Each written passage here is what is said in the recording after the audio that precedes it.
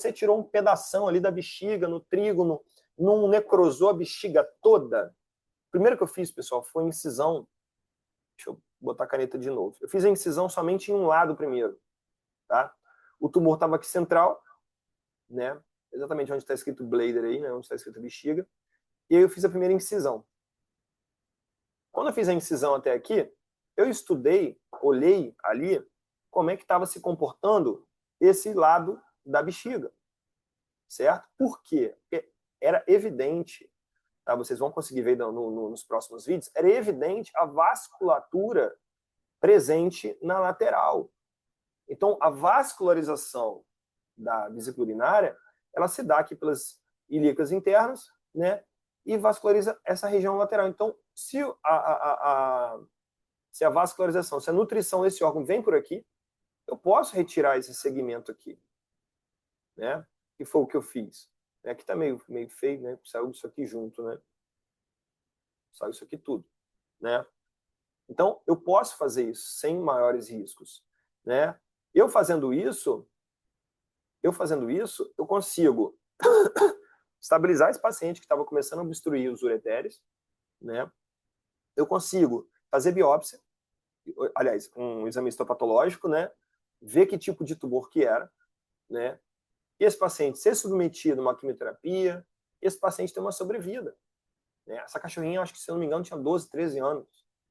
Então, não, eu vou fazer uma neobexiga porque eu quero fazer. Não, conversei com o cliente, olha, eu posso começar fazendo uma cirurgia menos invasiva, menos desfigurante, e se esse paciente, isso tem pouco tempo, pessoal, deve ter 3, 4 semanas, um mês essa cirurgia, se esse paciente vir a complicar, né, começar a invadir a bexiga novamente, ele vai acompanhar, ele está tratando com um oncologista, e aí a gente faz a neobexiga. Então a gente não precisa, né, de partir para uma cirurgia mais grosseira. Eu tenho um amigo meu que está com câncer, tem o meu pai que faleceu, mas estava com câncer. As coisas vão sendo evolutivas. Ninguém vai chegar dando um tiro de bazuca no paciente, tá? Então tem que tomar esse cuidado, tá? Então nós tiramos aí o tumor, certo? Mandamos para análise e aqui nós estamos reimplantando o nosso ureter. E na minha opinião, pessoal, eu sinceramente acho uma cirurgia bem tranquila de fazer, reimplantação de ureter, né? Eu acho bem tranquilo. Ali eu já fiz o túnel, tem a técnica no livro, vai ter um slide aqui daqui a pouco falando sobre isso também, tá? Então passei o ureter por uma daquelas borboletinhas, né, asinha da borboleta ali da bexiga que sobrou. Então vou implantar um ureter em cada uma dessas asinhas, né, da bexiga. Então eu estou implantando o primeiro ureter, certo? E aí eu vou suturar ele, e aí eu botei uma sondinha, tá? Eu suturo ele ali, coloco uma sonda nele, para também não ficar vazando na minha cirurgia. Depois vocês deem uma olhada aí na foto, quem tiver interesse, quem gosta dessa cirurgia, tem passo a passo da técnica, não é o foco aqui. O foco é mais mostrar como eu faço ó, vai ter parte aqui, gente, da aula que eu vou falar de tudo, tá? Eu não cheguei lá ainda. Eu tô pegando as coisas mais complexas mais para frente e vou fazer o passo a passo de tudo, tá? Vai ter coisa aqui que a gente vai falar do pré, trans, pós-operatório, prognóstico, teoria, tudo, tá? Vai botar exame, enfim. A gente não chegou ainda nas cirurgias que eu quero mostrar para vocês. Mas isso aqui é uma coisa, pessoal, que vai chegar para vocês. Semana passada, eu não sei se o Pedro está aí. Tá aí, Pedro?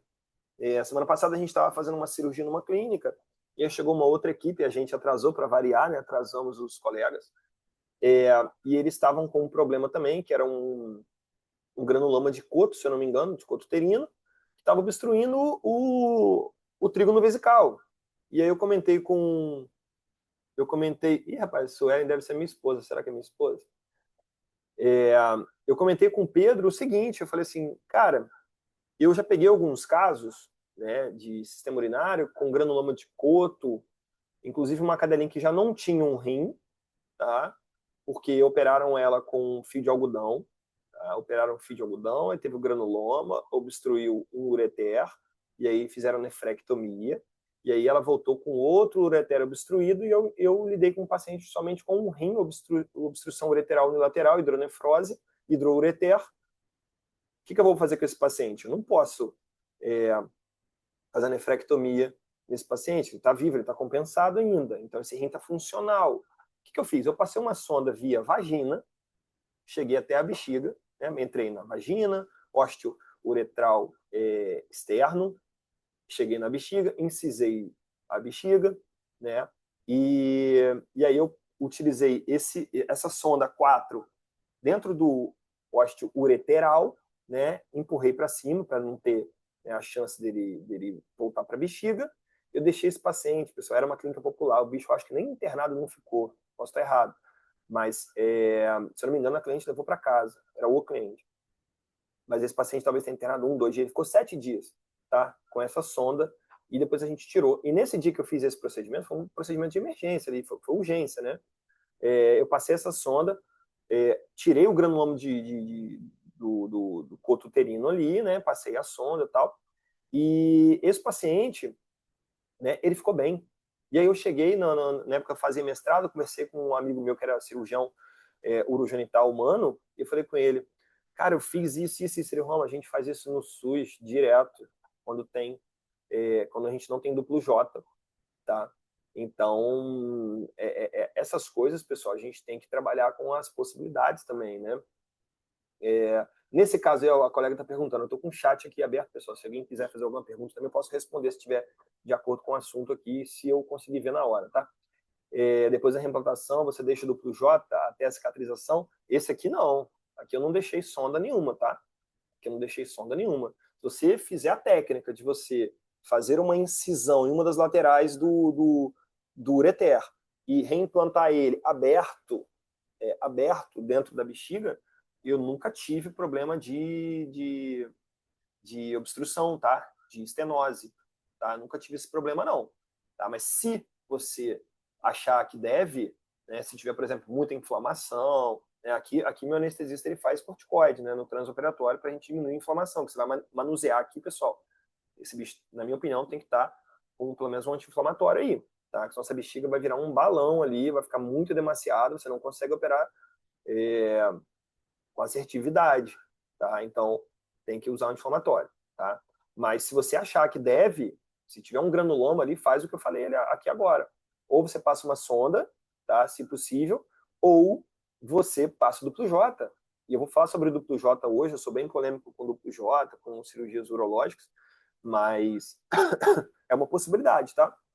Então, ó, os dois ureteres implantados, um de cada lado, né? Normalmente eu uso Dexa, tá? Em sistema geniturinário ali, tanto cirurgias de bexiga, ureter, tá? O anestesia, eu peço para ele fazer o corticoidezinho lá na hora, o anestesista faz, tá? Injetável, tá? Aqui, ó, um em cada borboletinha asinha, né? Dessa bexiga que sobrou, e dava para ver na hora, pessoal, escorrendo, tá? A urina. Então, missão cumprida, tá? Deixa eu ver se isso aqui é vídeo. Acho que não. Aqui eu já estou suturando a parte de trás, a parte mais cranial. Cranial não, né? A parte mais dorsal da bexiga, né? Então, ó, dá para vocês verem, tirar o som, dá para vocês verem os dois ureteres ali, ó, implantados. Aqui na imagem está melhor ainda, tá? E eu tenho pós essa cachorrinha, tá, gente? Eu tive com eles recentemente e ela tá ótima, tá? Ela tá ótima. Então, assim, a reimplantação de ureter a gente usa em diversas possibilidades, né? O ureter ectópico, né? É uma cirurgia legal, eu gosto. Eu gosto de reimplantar o ureter, eu acho uma cirurgia gostosa de fazer, tá? Mas é uma possibilidade também, tá? O corticoide ali, pessoal, só no transoperatório, tá? Ali, só no transoperatório. Mas, em alguns casos, eu mantenho ainda na internação 24, 48 horas, mas eu passo para casa também, tá? Normalmente eu uso Carproflan, tá? 7 dias, tá? Então, outra coisa também que aparece na nossa rotina, isso aqui eu operei, pessoal, numa clínica, a tireoide eu operei numa clínica muito pequenininha aqui no Rio, tá? Uma vez até o teto caiu, cara. Eu cheguei lá e falei, meu Deus do céu, o que está acontecendo? E essa clínica, é, eu, eu cheguei oferecendo cirurgias de complexidade também, tá? Eles só me chamavam quando tinha alguma coisa diferente. Nesse caso ali, eu fiz só um plano, tá? Só um plano de sutura. Não dá para fazer 2 planos, não. Tá? Ficou muito pequenininho. Se eu não me engano, eu fiz um plano só. Tá? Deixa eu voltar aqui. Fiz um plano só. Fiz um plano só. Tá? Fica muito pequeno a bexiguinha. Tá? E aí, uma vez, eu nunca tinha operado uma tireoide, essa foto é até antiga, ó, qualidade da imagem. Eu nunca tinha operado uma tireoide e me chamaram.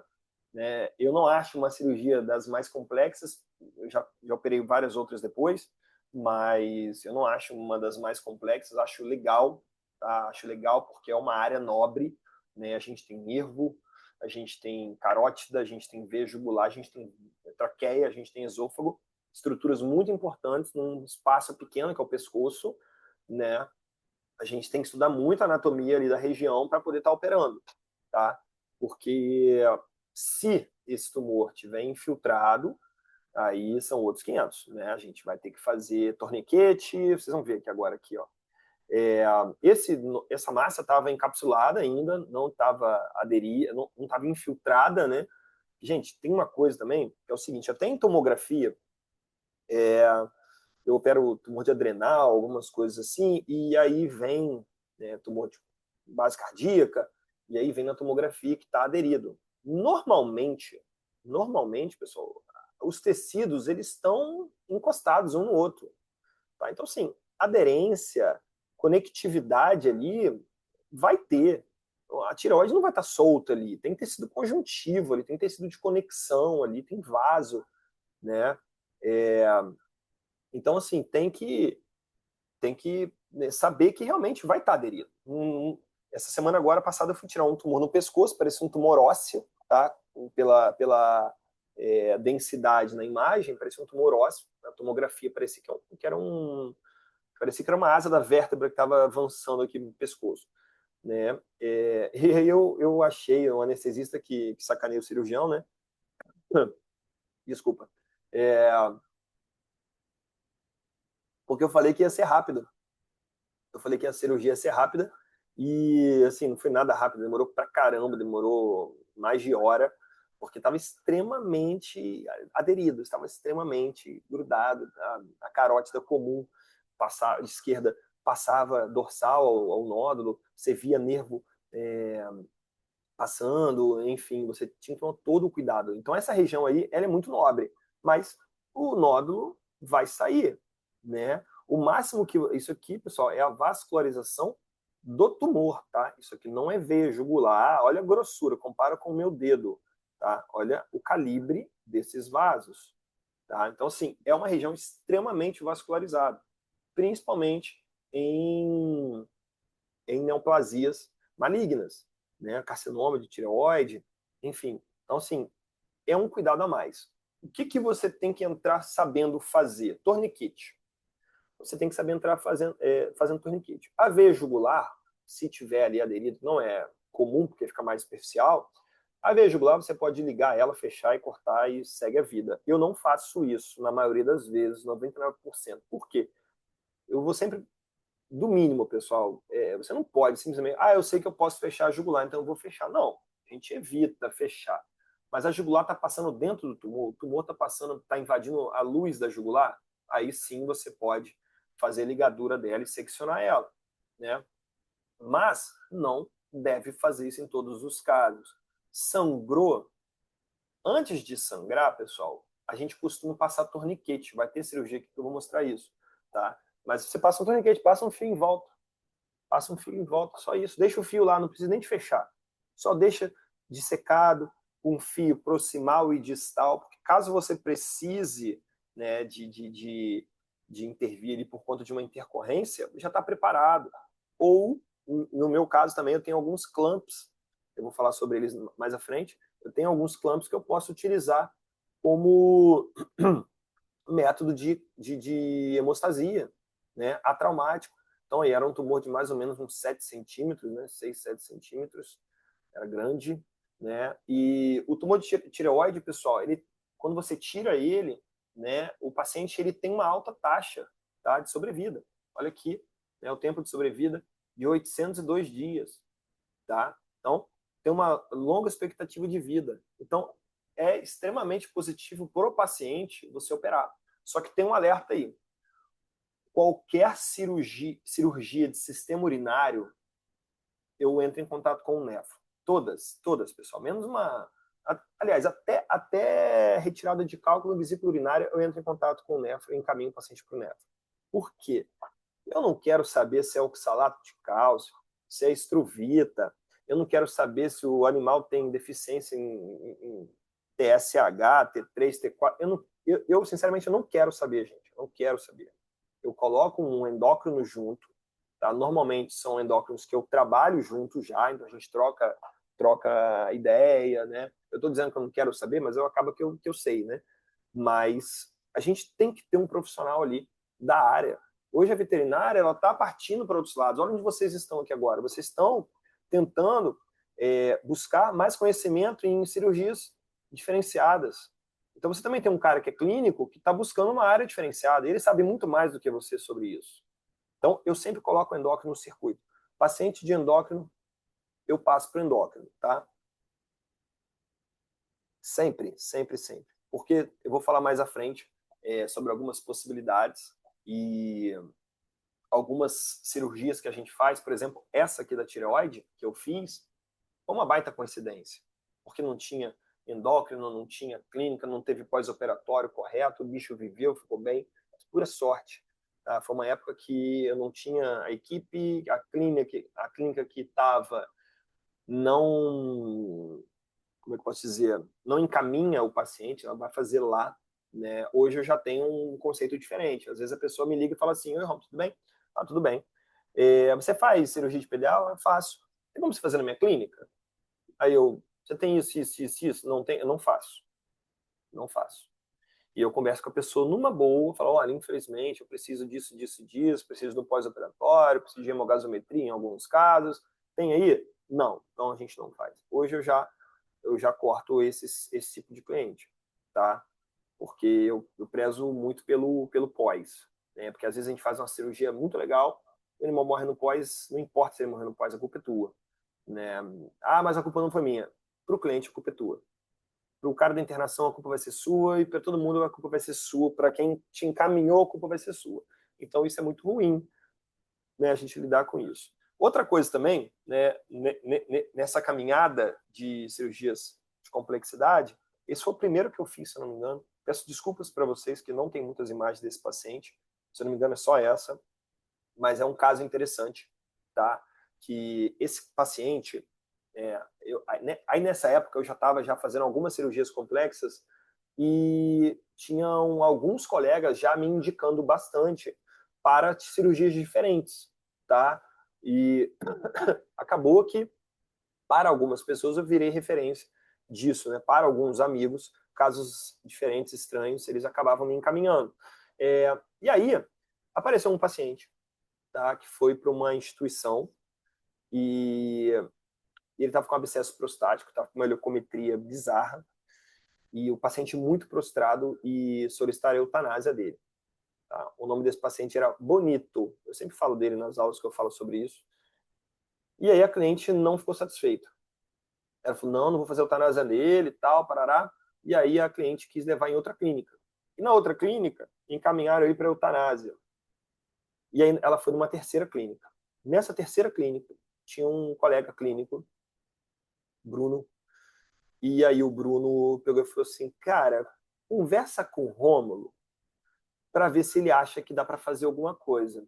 E quando me mandaram, a gente tem algumas possibilidades no abscesso prostático. Né? A gente tem como fazer marsupialização, né, que é a gente fazer uma incisão nessa tireoide, tô doido, nessa próstata, né, a gente faz uma incisão aqui em elipse, sutura ela na parede abdominal. Eu acho isso péssimo, mas se for o caso, dá para fazer, né? O que eu fiz nesse cachorro, gente, foi a coisa mais simples do mundo. Ou era para ter sido a coisa mais simples do mundo. Que eu simplesmente peguei o aumento, Tá? Você passa uma sonda no pênis desse paciente, passa uma sonda uretral, né, porque a uretra passa exatamente aqui no meio dessa próstata, né, a uretra prostática, até chegar aqui na bexiga, né? E aí você passa uma sonda primeiro para evitar a chance de você lesar essa uretra, que seria a pior coisa aqui, porque uma prostatectomia seria muito trabalhoso, mas é muito legal também. Mas passei a sonda uretral nesse paciente. O que eu fiz? Peguei uma pinça hemostática, e esses dias um cirurgião que talvez esteja aí, eu esqueci o nome dele, cara, ele é da Bahia, ele é um grande cirurgião aí também. Esses dias ele postou uma foto, quase que eu pedi para ele usar a foto, porque eu não tenho essa foto. Que ele fez uma marsupialização, perdão, uma aumentalização. A aumentalização aqui é muito legal, é muito legal. Você simplesmente pega o aumento com uma pinça hemostática e fura, né, atravessa essa próstata, solta o aumento lá dentro. Claro que vai, eu dreno antes com uma seringa, né? Dreno antes o máximo de líquido que der, né? E aí sim, você faz um campo bem delimitado ao redor, como está aqui, né? Bastante campo aqui ao redor. E aí você atravessa essa próstata com o aumento. Gente, foi uma cirurgia extremamente fácil de fazer, extremamente fácil, mas fácil de verdade. Até que eu tive a ideia de fazer uma biópsia dessa próstata. E aí eu tirei um pedaço dela. Gente, a próstata não parava de sangrar de jeito nenhum. Eu suturava, ela sangrava mais.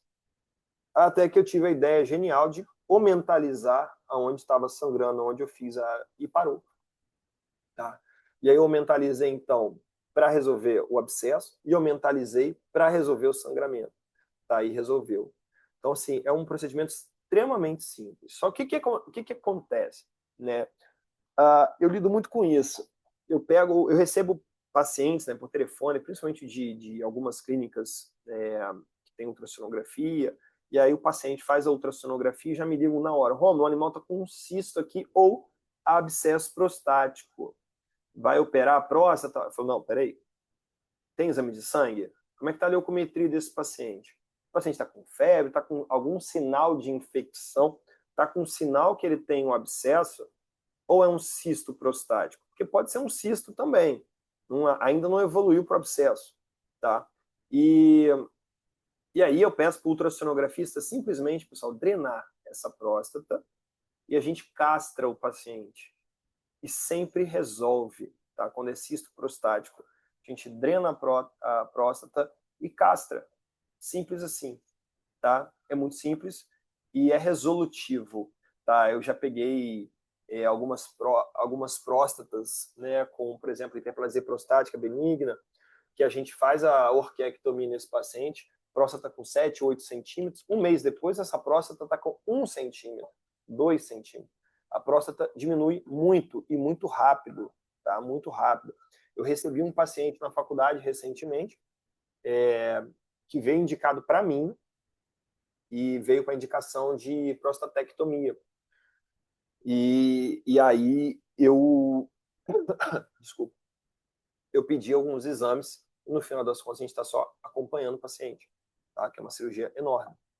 Deixa eu trocar aqui para passar o slide. E a gente tem um carcinoma prostático. A primeira vez que eu fiz, pessoal, prostatectomia,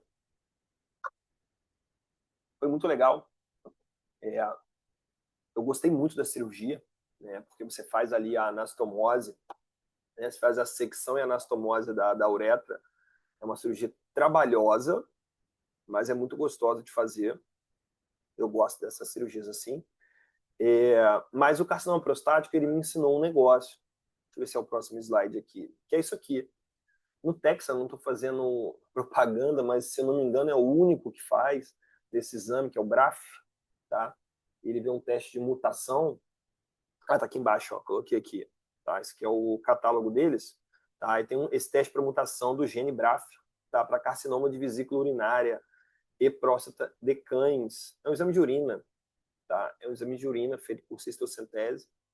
E nesse exame você tem até 85% de eficácia em saber se é carcinoma. Tá? Então, esse paciente ele já veio com esse exame, eu nem sabia que existia esse exame, não sei se todos vocês sabiam. Tem muita gente que eu falo que não sabe. e ele já veio com o exame positivo. E aí entra numa polêmica que tem muito veterinário aí, inclusive eu tive um hater aqui, que um anúncio meu, é muito engraçado, hoje em dia o pessoal tem tempo para tudo. Tinha um dos meus anúncios, conteúdo de uma pós-graduação num final de semana online aqui no Zoom. Aí a pessoa comentou assim, que absurdo uma aula online com conteúdo de pós por R$ 47. O primeiro o segundo lote estava 47, né? Quase que eu falei assim, pô, cara, me faz um Pix maior e assiste lá, porque vai ser uma aula bem legal. Mas, enfim.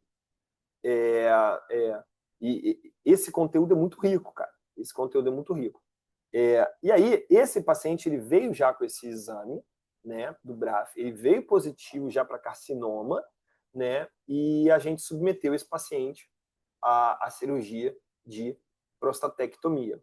Cara, a primeira cirurgia que eu fiz dessa, gente, eu assisto muito vídeo no YouTube, né, só que, gente, tem muita coisa ruim no YouTube. Por isso que vocês estão aqui hoje também. Tem muita coisa ruim. Só que eu achei um site de uma universidade americana que tinha uma cirurgia inteira no site dela. Não foi nem no YouTube. Foi no site da universidade. Tinha uma cirurgia inteira de prostatectomia aberta num paciente. Depois, para quem quiser, eu até mando, que eu tenho que achar. E aí, cara, eu assisti o passo a passo, cara, era uma cirurgia muito legal. Muito legal, né? Mas esse procedimento, pessoal, é um procedimento de rotina. E aí eu entrei no perfil dessa pessoa que foi o hater lá, né? Agora eu lembrei que eu ia falar. Eu entrei no perfil do hater e tava lá assim, venha castrar o seu animal. Se você ama, você castra. Venha fazer o bem para a saúde do seu paciente. Isso é muito complicado, tá? Porque hoje a gente sabe, pessoal, que primeiro, castração não evita tumor de próstata em cão, tá? Macho, né? A gente está falando de macho. Castração não evita, não diminui nem 1% de chance de ter carcinoma prostático. Tá? Isso a gente já sabe. A gente sabe que a castração, ela diminui não, evita ter hiperplasia prostática benigna. A gente sabe que a castração hoje, ela aumenta a chance de outras doenças em algumas raças. Por exemplo, em displasia coxofemoral, né, atrapalha o crescimento do platô tibial, enfim, tem Rottweilers castrados precocemente, aumenta a chance de ter osteosarcoma. Existem diversas raças associadas a diversas doenças, diversas alterações que são potencializadas em pacientes castrados. Então, a gente tem que tomar muito cuidado quando a gente lida com esse tipo de coisa, porque antigamente falava, qualquer paciente que entra na porta da sua clínica é um paciente cirúrgico, né? Porque ele pode castrar. Se ele não castrar, ele vai limpar o dente. Né? Porque ele já é castrado, tá velho, vai limpar o dente. Mas hoje em dia já não é assim. Né? Fazer o tratamento odontológico ainda pode, né? Mas não é todo paciente que entra na sua porta que você pode. Ou você deve castrar, ou deve indicar a castração. Você tem que conversar sobre prós e contras, né? E aqui, esse cachorro, ele era castrado, tá? Filhote. Tá? Foi um cachorro de adoção, ele era castrado com 3, 4 meses de vida. Tá? E ele tinha um carcinoma prostático. Tá? Então, eu vou mostrar alguns trabalhos para vocês. Tá? Nesse aqui, ó, 82 casos com formação de abscessos prostáticos e prostatite, né? Total de 82 animais, com a idade média de 9 anos. A gente sabe que normalmente isso ocorre em animais mais velhos, né? E os pacientes, pessoal, que foram castrados, pacientes que foram drenados, como eu falei, tiveram tiveram um prognóstico muito melhor, tá? Pacientes que foram só tratados com antibiótico, antimicrobianos, eles não tiveram um resultado positivo, tanto quanto os pacientes que foram drenados, castrados, tá? E também tratados com antibiótico. Então, a gente tem que drenar, a gente tem que castrar e a gente tem que fazer antibiótico terapia nesses pacientes, tá? Então, isso a gente tem um artigo recente, 2022, né? Então a gente já sabe na literatura. Essa cirurgia aqui eu acho legal. Eu vou dar alguns segundos para vocês pensarem o que vocês fariam. Esse paciente aí, dei nem um segundo, né? Esse paciente aí, ele, na verdade, já veio... o Juliano falou aqui, o Aumento é incrível. O Aumento é nosso amigo, né? Que a gente fala, é amigo do cirurgião. O Aumento é mágico. Esse paciente aqui, pessoal, ele já tinha operado 2 vezes. A coisa mais fácil que você faz aqui é fazer uma sutura de aproximação, né? Só que isso aqui é cartilagem, né, gente? A cartilagem ela é rígida, ela vai querer voltar para a posição. Se a cartilagem está aqui aberta, né? Você fecha ela, ela tem uma força. Ela vai abrir, ela vai romper novamente. E vocês conseguem ver que o filtro, nessa parte inicial aqui do focinho dele, está mais voltado para rostral, né? Ele está tombando para rostral, né? Está projetando para frente. Você vê aqui que o septo está rompido. Esse pedacinho aqui faz parte do septo, né? E aí, esse gato aí, eu até pedi, era de uma ex-aluna minha, eu pedi para colocar a foto aqui.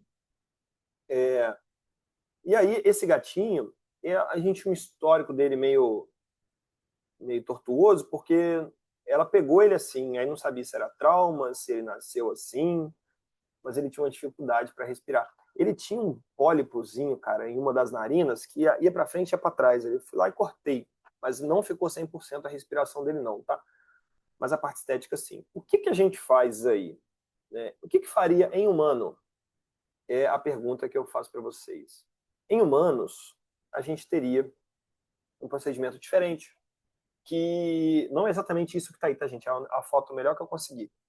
A gente tiraria uma cartilagem de orelha, né? Tem um canal que a minha esposa gostava de assistir, que é um canal chamado I, na TV a cabo. É um canal muito ruim, mas tem um programa de cirurgia plástica muito bom, cara, que é o Botched, fala sobre cirurgia plástica. A gente assistia muito junto esse programa, e aí de vez em quando aparecia lá, né, reconstrução de nariz, utilizando costela, o crânio utilizando costela, enfim. E aí também tem enxertos de cartilagem de orelha. E aí eu estudei um pouco e a gente fez. Eu peguei uma cartilagem de orelha, suturei ao redor da cartilagem, né, nativa ali, fiz uma incisão na borda para divulsionar a pele acima, né, desse tecido, né, suturei lá o septo, né, eu incisei o septo, fiz uma ferida no septo, tá, para ter uma escarificação ali, para depois ele cicatrizar, né, fiz uma escarificação nele, suturei o septo na posição correta, coloquei a cartilagem, divulsionei aqui e voilá, tá? Pelo menos a parte estética dele ficou muito boa, né? E aí o pós dele, é claro que demora depois uns 2 anos para essa ferida aqui melhorar, mas eu até vi ele depois, de alguns anos, isso que já tem alguns anos, foi talvez um pouquinho antes da pandemia ou durante o início da pandemia, eu fiz essa cirurgia. Esteticamente ficou muito melhor, né, gente?